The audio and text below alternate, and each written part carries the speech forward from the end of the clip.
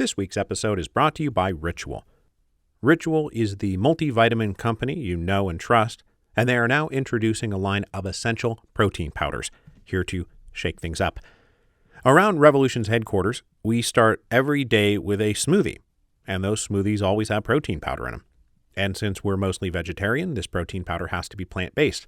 So we are really looking forward to switching over to Ritual's essential protein. There are different formulas for different stages of your life, but all of them are clean and plant-based. There's also no added sugar or sugar alcohols, and all the formulas are soy-free, gluten-free, and formulated with non-GMO ingredients. So whether you're working out or walking the dog or relentlessly churning out history content for the masses, Ritual's essential protein is for you. So why not shake up your ritual? To make trying something new less scary, Ritual offers a money-back guarantee if you're not 100% in love. Plus, my listeners get 10% off during your first 3 months. Just visit ritual.com/revolutions to add essential protein today. That again, ritual.com/revolutions. Hello, and welcome to Revolutions. Episode 10.80, The Revolt of the Czechoslovak Legion. Last time we pivoted from revolution to civil war by talking about the peripheral crescent off to the west and south that would become major centers of conflict over the next several years. This week, we are going to start by returning to the Russian heartland to cover how the Soviet government in Moscow navigated their own pivot from revolution to civil war, which, for the record, Lenin and the gang didn't really see much of a distinction between the two. For them, class war was civil war, and civil war was class war. They were not two peas in a pod, they were literally just the one pea going by two different names. But though Lenin expected and even embraced civil war, I don't think he suspected how big that civil war was going to get, because no one expected a wild card called the Czechoslovak Legion to blow the whole thing sky high. So given everything we've discussed over the past few episodes with the Treaty of Brest-Litovsk and its humiliating abandonment of huge swaths of territory, I might have tempted you into believing Lenin's government was only left in charge of a small chunk of territory, some little blob connecting Moscow to Petrograd that amounted to little more than a glorified city-state. But this is really super not the case. Soviet Russia was huge. It encompassed about 1 million square miles and contained more than 60 million people.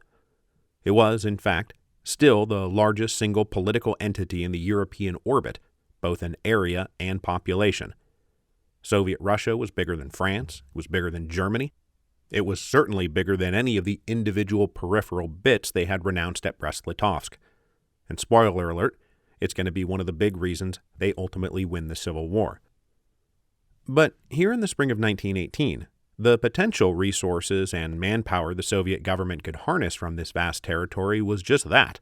It was potential. The Bolshevik seizure of power in October 1917 did not magically solve all the social, economic, and political dysfunction that had plagued Russia since the start of the war, and also, I suppose, the several centuries before that. Inflation and scarcity, the two big problems that had sparked the February Revolution in the first place, remained ongoing issues. The only difference after October was the Bolsheviks could no longer blame the powers that be for the dysfunction, because they now were the powers that be. They would need a solution, or they would follow the governments of Tsar Nicholas, Prince Lvov, and Alexander Kerensky into the dustbin of history. By far the biggest immediate problem in Soviet Russia was food scarcity in the cities. 1 year earlier, food scarcity had been so bad the people overthrew a 300-year-old monarchy. Now, it might even be worse. Because though the Treaty of Brest-Litovsk left Soviet Russia with a great deal of territory, it still cost them the produce from major agricultural centers like Ukraine and the Transcaucasus, and then, as we'll talk about here in a minute, they are also about to be cut off from the additional fertile regions around the Volga River. Meanwhile, inside Soviet Russia, the decree on land led local villages to absorb and parcel out the huge landed estates in their neighborhoods, whereupon they imported their traditional systems of agriculture. small plots worked by individual families oriented towards subsistence farming without much care or concern for producing the amount of grain needed to fill empty bellies in the city. And even when and where there was a surplus of grain, it was a challenge to procure and transport it. The rail system had fallen into a state of acute disrepair and was presently running at like a quarter of its potential capacity. Plus, there was a problem of acquisition. The peasants didn't want to sell their grain for worthless paper money, and any attempt to force them to sell for worthless paper money led them to simply hide their grain, rather than give it away for nothing. The food scarcity problem was exacerbated by another acute economic problem the Soviet government had to grapple with: a manufacturing crisis. Since the war started in 1914, factories, plants, and mines had all been oriented towards wartime production. Guns, munitions, and uniforms replaced regular old consumer goods. And as we talked about in episode 10 point blank, industrial production also massively ramped up when the war started, so the ranks of the urban working classes exploded by like blank %. This is where so much of the energy and momentum of the revolution in 1917 had come from. But now the war was over, leading to three interrelated problems. First, factories were shutting down as wartime demand collapsed. Second, factories repurposed for wartime production could not return to manufacturing regular old consumer goods just at the drop of a hat. And third, even those factories that could have remained open were often idle on account of ongoing shortages in fuel and raw materials. So this led to a growing unemployment and underemployment crisis. In the spring of 1918, unemployed workers either lingered hungrily and dangerously in the cities, or they decamped back to their home villages. In response to the disorganized and hungry chaos of the winter of 1917-1918, a spontaneously self-organized phenomenon appeared. This was the bagmen. The bagmen were individuals who filled bags with small tradable goods, hopped on trains to rural areas, and then bartered and exchanged those goods for food. Then they came back to the cities to either sell what they had acquired, or, as often as not, make deliveries to the people who had given them the tradable goods to go out and exchange for food. Now, one single bagman was just one guy, carrying some bags. He was limited to what a single person could carry. But as this became the most reliable way for an urban family to get food, the ranks of the bagmen grew exponentially, and soon hundreds of thousands of them were swarming back and forth from city to country and back. Over the weeks and months, the phenomenon took on a bit of organized cohesion. Bagmen started traveling in groups, usually armed. Co-ops sprouted up in both town and country to reliably facilitate exchange and delivery. Inside the factories, which were now controlled by worker committees, the hungry workers abandoned whatever they were supposed to be doing and turned to off-the-books manufacturing of tradable goods that the household peasants actually wanted. They made stoves, knives, work tools, candle holders, axes, plows, and especially cigarette lighters, a much coveted novelty. To make these goods, they often cannibalized the machinery in the factory itself. So over the winter of 1917-1918, the people self-organized a chaotic, if passably effective, barter economy under the rubric of the initial decrees that had been issued by the Bolsheviks in October. Worker-run factories were deciding to produce goods for trade that they would then trade for food from peasants who owned their own land. Co-ops and bagmen sprouted up, serving as the means of exchange and delivery.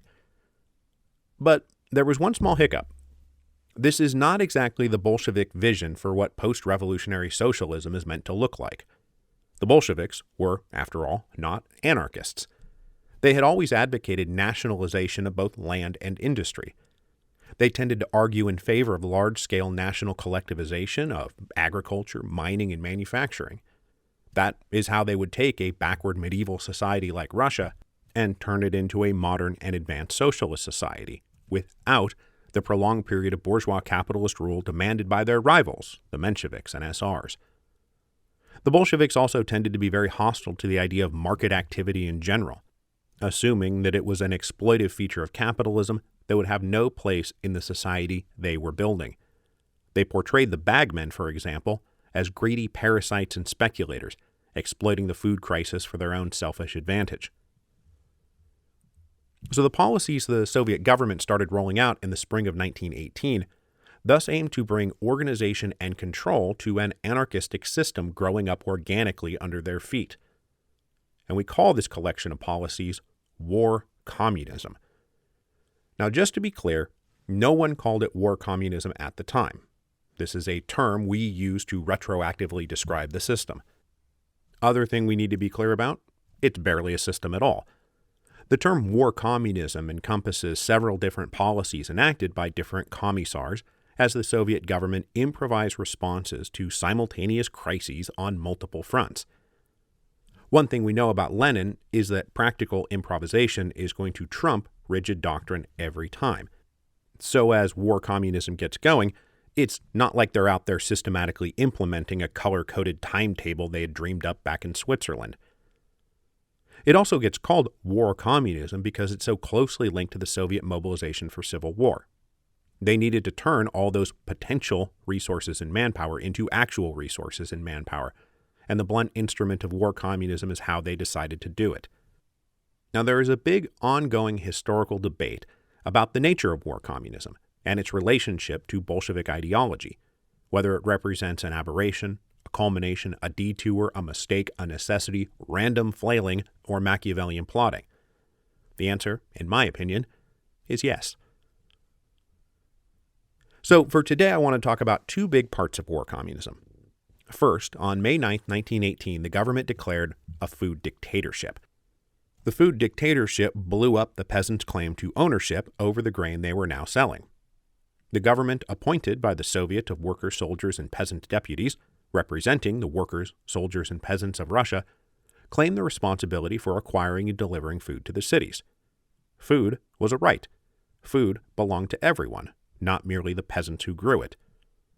To implement the food dictatorship, the Soviet formed food detachments, armed companies who would travel out to the rural areas and simply take surplus grain and bring it back to the cities. There would be no more buying and selling, no more trading, no more bagmen. But you can imagine what happened when these food detachments started fanning out. They used incredibly heavy-handed tactics to extract grain and food they believed the selfish peasants were withholding. There are tons of stories about food detachments trashing houses, burning buildings, assaulting people, raping women, and murdering people who stood in their way. And then, as they loaded up the quote-unquote surplus, they often did not care whether or not they were taking actual surplus. Most of the time, they were taking the food the peasants needed to feed themselves. So the brief honeymoon period of peace between the urban and rural populations after the October Revolution is now over, and it is going to get very messy from here on out. The other part of war communism I want to talk about today is the increasing nationalization and centralization of manufacturing. Unhappy workers were now organizing strikes not on behalf of the Bolsheviks, but against them. In their opinion, nothing had changed since October, and in many real ways, things had only gotten worse. So they started forming what were called extraordinary assemblies of factory and plant representatives who worked outside the system of Soviets of Workers' Deputies. Menshevik and SR activists were happy to enter this movement to stir up trouble against the Bolsheviks. In the spring of 1918, one striking group declared, "The Soviet government has become completely alien to us. It promised to bring the workers socialism, and instead has brought them empty factories and destitution." In response, the Soviet government started implementing wider nationalization and central administration of factories. Controversially, they granted the need to bring back many of the experienced managers and restore the old top-down structures of authority. Worker mismanagement was seen by the government as one of the primary causes of the empty factories and the destitution they complained about. So, after about 6 months, the brief experiment of worker-controlled factories gave way to the return of centralized hierarchy, with old plant managers offered high salaries to come back and run the factories, only now their salary would be paid by the state rather than a private owner. So the food dictatorship and nationalization of industry are two big pillars of war communism, and they are going to lay the groundwork for what the October Revolution ultimately means for Russia. But now I want to transition away from the communism part of war communism and back to the war part of war communism. Because in May 1918, the Soviet government found itself besieged on all sides and facing a very real military threat to its existence, most especially as a result of the revolt of the Czechoslovak Legion. So, what the heck is the Czechoslovak Legion? The Czechoslovak Legion was formed at the beginning of World War I by Czechs and Slovaks living in Russian territory eager to go fight the Austro-Hungarian Empire. They harbored nationalist dreams that had been kindled in the springtime of the peoples in 1848, and they hoped 1914 would prove to be the winter of empire, and they were hoping to join their brethren living under Austro-Hungarian rule as an independent nation. Initially, it was just a couple companies of volunteers, but the Czechoslovak Legion turned out to be as dependable a fighting unit as existed on the Russian side. This proved especially true as the Russian side collapsed in the summer of 1917. The Czechoslovak Legion was one of the few groups involved in the Kerensky offensive to perform with anything resembling heroic determination. After their success, Kerensky's government gave permission to representatives of the Czechoslovak National Council, a political lobbying group advocating their national cause, to go recruit Czech and Slovak prisoners of war being held in Russian POW camps. It was not a hard sell, and in short order, the Czechoslovak Legion ballooned to more than 40,000 men, most of them stationed in Ukraine. After the failure of the Kerensky offensive, the Russian army, of course, plunged into terminal decline. But unlike the Russian soldiers, whose revolutionary hopes and military disillusionment were leading them to desert the army in droves, the one overriding hope of the Czechs and Slovaks, that is, national independence, remained unfulfilled. So they wanted to keep fighting. When the Central Powers invaded Ukraine in late February 1918 to force the Russians to sign the Treaty of Brest-Litovsk, the Czechoslovak Legion was again like the only military force opposing them with anything resembling energetic discipline. They fought with particularly stubborn tenacity because all of those who had been recruited out of the POW camps were considered deserters guilty of treason by the Austro-Hungarian military. They would be summarily executed if captured. After Brest-Litovsk, the Legion still had high morale and disciplined cohesion, and they wanted to figure out a way to stay in the war against the Central Powers, because it was still their war, even if the Russians had now bailed. So they decided they wanted to provide reinforcements for the Allies on the Western Front. But small problem, they couldn't go west by heading west. There were enormous enemy armies standing between them and France. So they settled on a very ambitious plan. Go west by heading east. First, they would travel 6,000 miles east to Vladivostok. Then they would board ships that would take them across the Pacific. Then they would traverse the Americas, then cross the Atlantic and land in Western Europe, completing a near-total circumnavigation of the globe. And the Soviet government and the legionaries didn't trust or like each other, but on March the 25th, the Soviet government granted them safe passage to Vladivostok. Berlin and Vienna would not be happy to learn that the Russians were letting a formidable opponent of the Central Powers move on to fight them on a different front. But Lenin and Trotsky and the other Soviet leaders balanced this with the knowledge that the Czechoslovak Legion also posed a threat to them, so they decided it was safer to see the Legion off rather than force them to stay. As the Legion started to move east along the Trans-Siberian Railway over the course of April and early May 1918, they did not simply move as one giant force of 42,000 men. They traveled in separate smaller groups depending on the capacity of the railroad at any given moment.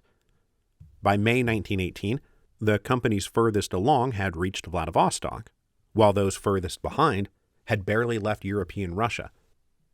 In his very good book on the Russian Civil War, Evan Maudsley illustrates the scope of the spread for an American audience. And if you're not a part of the American audience, just bear with me, and also probably you'll find this interesting too. But if you were to put a pin where New York City is on a map of North America and say this is where the legionary group that's furthest east is, then their westernmost comrades would be at a point 1,300 miles west of San Francisco. West of San Francisco. 1,300 miles out into the middle of the Pacific. That is the scope of the distance we're talking about here. Now, so far, there's no problem. The 42,000 legionaries are departing peacefully. But problems erupted in mid-May. Despite the deal with the government in Moscow, local Soviet authorities were suspicious and hostile of these heavily armed Czechs and Slovaks passing through town. Sometimes, the legionaries were delayed for long periods while they waited for trains. This led to a great deal of irritated frustration and impatience on both sides. Finally, on May 14, 1918, a group of legionaries moving east encountered a group of Hungarian prisoners of war traveling west. The legionaries were obviously on their way to Vladivostok. The Hungarians were being repatriated by the terms of the Treaty of Brest-Litovsk. They ran into each other in the city of Chelyabinsk, just east of the Ural Mountains. The Hungarians considered these Czechs and Slovaks to be traitors, while the legionaries were like, traitors to what? It may be your empire, but it's not our empire. Insults were hurled, fighting broke out. The municipal Russian authorities then stepped in and arrested some of the Czech leaders. Outraged legionaries then staged an armed attack to rescue their brothers from jail, and in the process wound up taking effective military control of the city. Now, this might have not been a big deal, but for the response of the Soviet government. Trotsky has by now resigned as Commissar of Foreign Affairs and taken up his job as Commissar of the Army and Navy. Believing the revolt of the Czechoslovak legionaries was part of a wider effort by anti-Soviet elements to foment counter-revolutionary uprisings along the critical Trans-Siberian Railway, Trotsky sent out an order on May 25th demanding the immediate disarmament of the Legion. His order was blunt. Quote, "Every armed Czechoslovak found on the railway is to be shot on the spot," end quote. This turns out to have been something of a blunder. Local Soviet forces were going to find themselves inferior to the Czechoslovak legionaries whenever and wherever they encountered each other. And in fact, for all of 1918, wherever the Czechoslovak legions were, they were the best trained, most disciplined, and most effective fighting force in the field. That's why their uprising is such a big deal. So at the moment, anybody who tried to implement Comrade Trotsky's order was not going to shoot armed Czechoslovaks on the spot. They were going to get shot by armed Czechoslovaks on the spot. After the seizure of Chelyabinsk, word went up and down the Trans-Siberian Railway to other legionary units, and wherever they happened to be, they pulled out their rifles and machine guns and took over.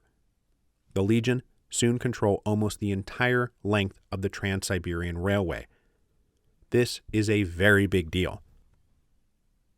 Now, the point that links the revolt of the Czechoslovak legions to the Russian Civil War is the city of Samara, situated about 600 miles southeast of Moscow, where the Volga River meets the Samara River. The city in particular, and the Volga region in general, had been one of the main bases of SR Popular Peasant Support, and a group of SR delegates to the Constituent Assembly had regrouped there in the aftermath of the closing of the Constituent Assembly back in January. Here, they hoped to plug themselves into a large and hostile reaction to the Bolshevik takeover of Russia, and they dreamed of establishing a rival government to the Soviets by claiming the superior sovereign authority of the Constituent Assembly. But they spent the first couple months of 1918 supremely disappointed, because as we've seen, even areas where there was a real SR population, they didn't care much about the Constituent Assembly per se. They just wanted land and local autonomy, both of which the Bolsheviks had promised. The other problem for the SR leadership was that they couldn't rally anybody to fight for them. They couldn't even rally enough armed supporters to take over Samara, which at the moment was only tenuously held by a Soviet-aligned municipal government defended by about 2,000 Red Guards. And not for nothing, but if you're claiming to be the legitimate government of a country and you can't get anybody who's willing to kill or die for you, well, how legitimate are you? Because one of the unspoken tests of political legitimacy is, can you find enough people willing to kill or die for you? In early June 1918, though, after the revolt in Chelyabinsk, a large cluster of about 8,000 Czechoslovak legionaries started rolling east to meet up with their brothers on the far side of the Urals. Now, the legionaries had never been keen to stick around in Russia, nor did they really want to get caught up in a civil war. But the SR leaders in Samara made the point that they all agreed on one thing, that the Treaty of Brest-Litovsk was a humiliating disaster. If the SR government reclaimed power from the Bolsheviks, who were, after all, probably on the German payroll, they might be able to reopen the Eastern Front and fight on the same side again. The SR leaders made some extravagant claims about already securing French support, and they convinced the 8,000 legionaries to roll into Samara on June 8th and take over the city from the meager force of Red Guards, practically without firing a shot. I mean, they fired a few shots, but it was practically without firing a shot. With the legionaries standing behind them with rifles and machine guns, the SR leadership then declared themselves to be the Committee Members of the Constituent Assembly, ever after called by the Russian abbreviation the Komuch. The Komuch called upon all Constituent Assembly delegates to convene in Samara to reconstitute a quorum in order to stake a claim to being the true legal government of Russia. Initially, the Komuch was just a small 5-man committee, but it would grow over the next several months as many delegates did in fact heed the call, including the chairman of the Constituent Assembly, Viktor Chernov, whose name still counted for something, and also Old Breshkovskaya, who had long since shed her most radical and violent tendencies, but she showed up to lend the Komuch her impeccable revolutionary aura. Their simple stated goal was the restoration of constitutional democracy, which had been overthrown by the Bolsheviks in January. These events then directly influenced events in the Far East in Siberia, with a north-south front line of a civil war being drawn down the length of the Volga, coupled with the fact that the Czech legionaries now controlled the Trans-Siberian Railroad. Most of Siberia fell out of Soviet control. Shortly after the canceling of the Constituent Assembly, some SRs had set up what they called the Provisional Siberian Government in Vladivostok, while more conservative monarchist and nationalist elements had set up a rival Siberian organization in Omsk. The Vladivostok SRs refused to recognize the more conservative whites in Omsk, and that non-recognition was mutual. To the extent that there remained an officer corps and remnants of the old imperial army out in Siberia, they all naturally gravitated towards Omsk, where they hoped to rebuild not just an anti-Bolshevik force, but an anti-Red force to drive out all the hated socialists and restore something like dignity to the Russian Empire. The group in Omsk would soon be joined by Admiral Alexander Kolchak, who is presently in the midst of his own odd sojourn around the world towards his date with historical destiny. But that's for later. By June 1918, Soviet Russia was now surrounded. With the revolt of the Czechoslovak Legion and the formation of the Komuch on the Volga and an alternate Siberian government down in the Far East, their eastern border now fell well short of the Ural Mountains. Down south, General Denikin's volunteer army was growing alongside a Don Cossack army. In the Caucasus, the Menshevik-led Transcaucasian Democratic Federative Republic was presently ascendant. And then obviously along their western border, Ukraine, Belarus, the Baltic, and Finland were all teeming with armies of the Central Powers. And this is to say nothing of the Allied powers, who were making their first concerted efforts to influence events inside Russia, using the Czechoslovak legions and other white armies to maybe get rid of the communists and reopen the Eastern Front. So that brings us to the other big thing that emerges out of Soviet Russia in the spring of 1918, the Red Army. Of course, the old Imperial Army had been demobilized and simply ceased to exist. So in the first phase of their conflict after the October Revolution, the Soviets had relied on enthusiastic Red Guard detachments and regiments of soldiers who had been brought into the framework of the Military Revolutionary Committee. Technically, the government had issued its first decree forming a new Red Army back in January, but that force was still entirely reliant on volunteers. Lenin himself personally enjoyed a brief moment of hope in April 1918 that after Kornilov was killed, the civil war that necessarily accompanied the revolution was maybe already over. But instead it came roaring back to life with a dangerous vengeance. The Red Army was not recruiting volunteers fast enough to wage the multi-front and multinational war that was now confronting Soviet Russia, especially as foreign powers were probably backing the sides arrayed against them. With the defeats and setbacks of May and June, most especially the Czechoslovak Revolt, the Soviets needed a more professional and disciplined army. A handful of enthusiastic volunteers were no longer enough to save the revolution. They needed a 1 million-man army. Trotsky was one of the key architects of the new Red Army. He abandoned all pretense of democratization and volunteerism and instead set about building a very traditional army. After resigning as Commissar of Foreign Affairs, Trotsky had become Commissar of the Army and Navy, a position he would hold until 1925. And for all of Trotsky's historical reputation as like brainy Smurf, the intellectual, the writer, the orator, his role as the organizer and leader of the Red Army in the Russian Civil War was probably his greatest contribution to the Russian Revolution. And that's saying a lot. Alongside Trotsky at this early phase was an old imperial officer named Mikhail Bonch-Bruyevich, who served as Chief of Field Staff and Military Director of the Supreme Military Council of the Soviet government. Bonch-Bruyevich may not have been a dyed-in-the-wool communist, but his younger brother was. His younger brother had served for years as Lenin's private secretary, and so General Bonch-Bruyevich was trusted enough to organize a real army, and he did a pretty decent job of it, developing both the logistical and strategic architecture of the Red Army. Several controversial decisions went into the formation of the Red Army. First, the reintroduction of conscription. The Red Army needed men, a lot of men, and they needed them right now. Continuing to try to fill the ranks on an all-volunteer basis was not going to work. In April 1918, the Soviet government decreed universal military training for all men of military age. Then, on May 29th, after the revolt of the Czechoslovak Legion, the government ordered their first major levy of troops. To fill this levy, they relied on the conscription lists of the czars, and simply put it to work for the Red Army. Conscription triggered a lot of resistance out there, but it was not wholly resisted. Economic conditions were pretty bad out there. Unemployment was high. Many former soldiers returned to their old villages and found nothing to return to. They saw the Red Army offering wages and coats and boots. They shrugged their shoulders and went back to war.